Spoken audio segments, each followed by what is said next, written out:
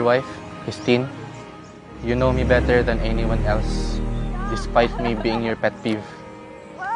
And somehow you still manage to accept me for who I am. And there is still a part of me today that cannot believe that I'm the one that gets to marry you. I see these vows not as promises, but as privileges. I get to laugh with you and cry with you, care for you, and share with you.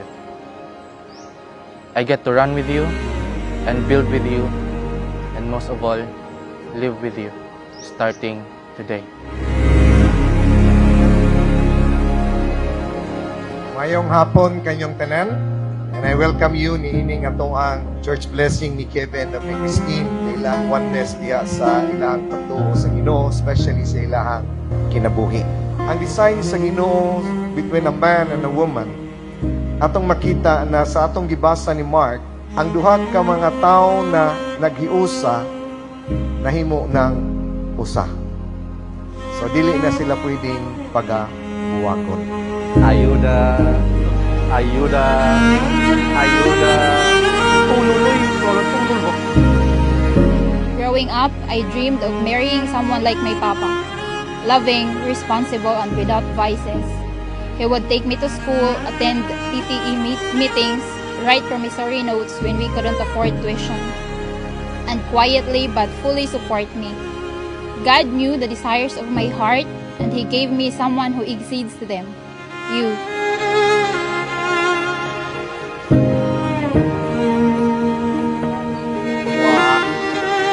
Brad, ano nag-shades ka, Brad? Tungolong yung Brad eh. Shades pala ikaw eh. Guys, congratulations. Thank you.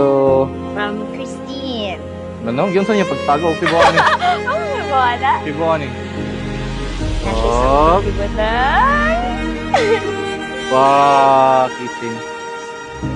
I Nice. thank God every day for giving me you. I love you. Wow.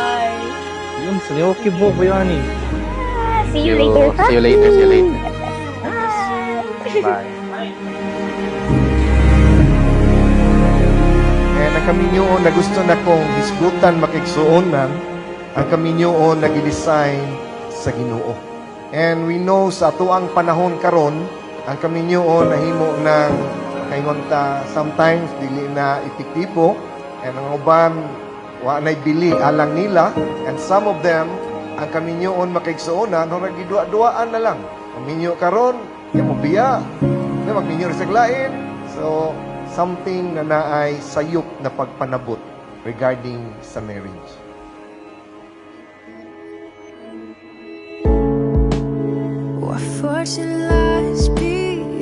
Our journey hasn't been perfect. We lived outside of God's design for a time, but by His grace, we turned back to Him. Our civil wedding marked a new beginning, but this Christian wedding is our covenant before God, a testimony of His mercy and love. Babe, in front of God and everyone here today, I give you not just my words, but my whole heart. I vow to love you with a Christ-like love, patient, kind, and enduring. I will serve you with humility, speak with gentleness, and pray for you daily. The sky when my knees hit the ground.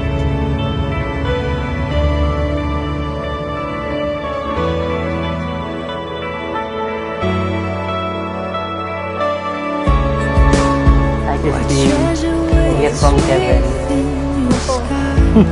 Okay na lang. Letter pa. My dear wife, I'll be the one sitting beside you at church every Sunday, every Bible study, and I'll raise our children, our future children, to be brave and kind, just like you.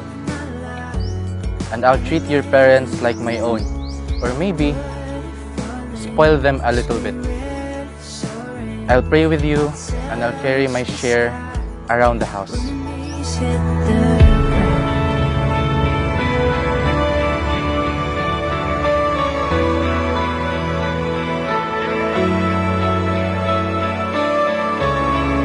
You love me with so much care that it reminds me of how Jesus loves me unconditionally and completely. Thank you for encouraging me, caring for me, and loving me even when life is hard. Although not everything has been easy, I chose to walk in grace, believing that love, prayer, and time will bridge every gap. And my soul dance on the wings of forever. Finally here at your feet again. Everything I am, reaching out, I surrender. Today, I vow to love, honor, and walk with you, to serve God together, and to make Him the center of our marriage. This is my promise not just to you, but to the Lord who brought us together.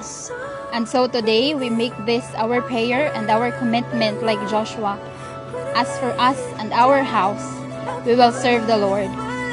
I love you and I will choose you every day, in joy and in struggle, in the quiet and in the storm.